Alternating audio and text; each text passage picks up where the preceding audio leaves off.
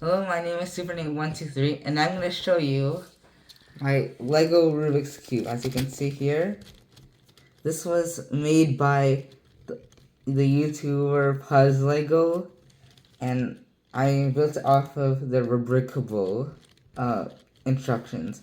So, if you open it, you can open it kind of like that.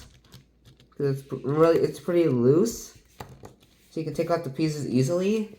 And look inside here, so you can see the core here, and you can see these types of pieces: the edge pieces, which have 2 colors on them, and the corner pieces, which have three colors on them. So let's put it back together, and make sure the centers are pressed.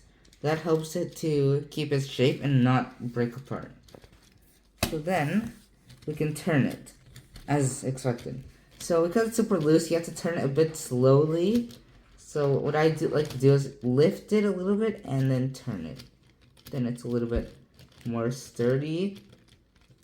Is it? Yes, okay. Lift it and spin it. Oh, a few pieces fell out. So put them back here. Sometimes these like what do you call it? Like these lines pieces, I don't know what they're called. They come off, and so you have to put them back on. Okay, and now the I was gonna say the Rubik's Cube was back together, but it's not because of this one. And then sometimes these pieces fall out, and so you have to take this one out. Then you have to attach it back, click it in, put this one back, and then you can snap it back. There we go. Once you take out all these pieces, this is the core. Each part spins independently, and that's how the Rubik's Cube works.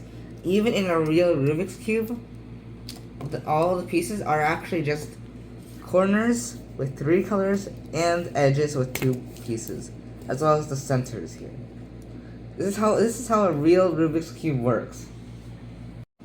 So now that it broke and it's all separate pieces, it's time to put the Rubik's Cube back together.